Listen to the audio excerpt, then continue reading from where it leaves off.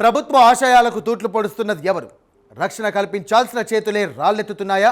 Checking అధికారులపై చెప్పులతో దాడి, ఇదెక్కడ అరాచకం?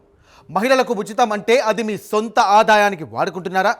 సంగారెడ్డి జిల్లాలో వెలుగు చేసిన ఈ షాకింగ్ ఉదాంతం ఇప్పుడు రాష్ట్ర వ్యాప్తంగా సంచలనం రేపుతోంది. డ్యూటీలో ఉన్నటువంటి అధికారులపై ప్రయాణికులను రెచ్చగొట్టి మరీ దాడికి పాల్పడ్డ ఆ కండక్టర్ అసలు కథ ఏంటి? ఆ ఖతర్నాక్ మాండిస్ ఆపరెండి వెనుక ఉన్నటువంటి చీకటి నిజాలేంటో ఇప్పుడు చూద్దాం.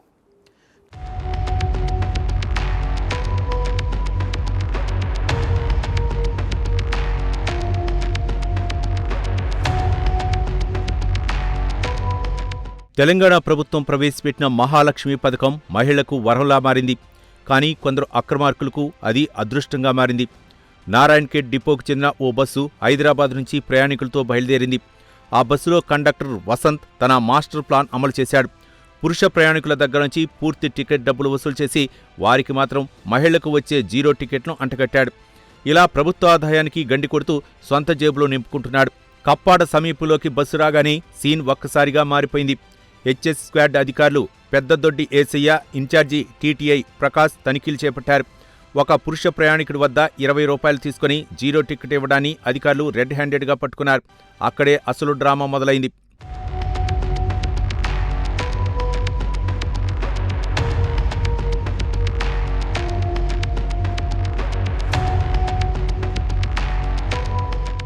తప్పుతో దొరికిపోయినా ఆ కండక్టర్లో ఏమాత్రం పశ్చాత్తాపం లేదు. పైగా అధికారులనే బుకాయించే ప్రయత్నం చేశాడు. అక్రమాన్ని నిలదీస్తూ మెమో జారీ చేసిన అధికారులపై విరుచుకుపడ్డాడు. తాను చేసిన తప్పును కప్పిపుచ్చుకోవడానికి అధికారులు తనను 20,000 రూపాయల లంచం అడిగారంటూ అబద్ధపు ప్రచారం మొదలుపెట్టాడు. అక్కడ ఉన్న ప్రయాణికులను రెచ్చగొట్టి అధికారులపై ఉసిగొలిపాడు. ప్రయాణికులు నిజానిజాలు తెలియక అధికారులతో గొడవకు దిగారు. బస్సు రాయ్కోట్ బస్టాండ్కు చేరుకోగానే కండక్టర్ తన విశ్వరూపం చూపించాడు. కాలు చెప్పు తీసుకుని డ్యూటీలో ఉన్న అధికారులపై భౌతిక దాడికి తెగబడ్డాడు. ఇదంతా అక్కడ జనం షాక్తో చూస్తుండగానే జరిగిపోయింది.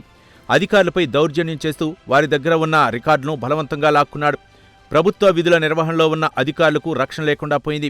నా పేరు V Prakash, Sangareddy HS squad TTI.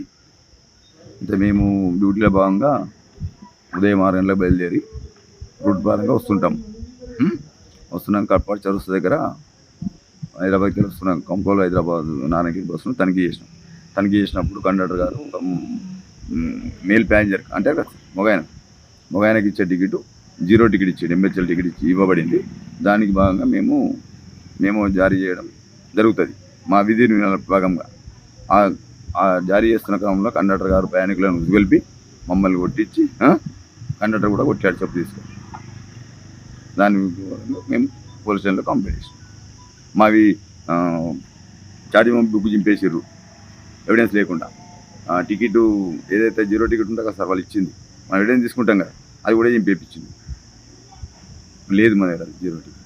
కానీ నెంబర్ రాసుకున్నాం, మేము నెంబర్ బుక్లో మెన్షన్ చేసినాం కదా, మా దగ్గర ఉన్నది ఒకటి, అది ఒకటి ఉన్నది ఏమిది మాకు. అంతే సార్ జరిగింది.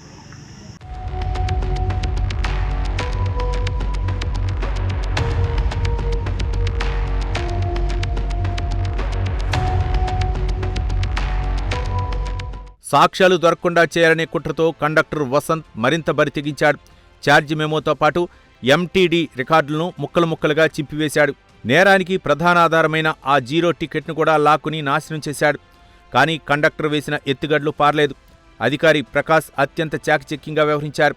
కండక్టర్ ఆ టికెట్ను చింపేయక ముందే దాని నంబర్ను తన డైరీలో నోట్ చేసుకోవడంతో కండక్టర్ పాపం పండింది. గాయపడిన అధికారులు వెంటనే పోలీసులను ఆశ్రయించి ఫిర్యాదు చేశారు. కండక్టర్ వసంత్తో పాటు దౌర్జన్యానికి పాల్పడ్డ ప్రయాణికులపై కూడా పోలీసులు కేసులు నమోదు చేశారు. వ్యవస్థను బురడీ కొట్టించాలని చూసిన ఆ అక్రమార్కుడు ఇప్పుడు కటకటాల వెనక్కి వెళ్లే పరిస్థితి ఏర్పడింది. సాక్ష్యాలను చెరిపివేయాలని చూసినా చట్టం తన పని తాను చేసుకుపోయింది.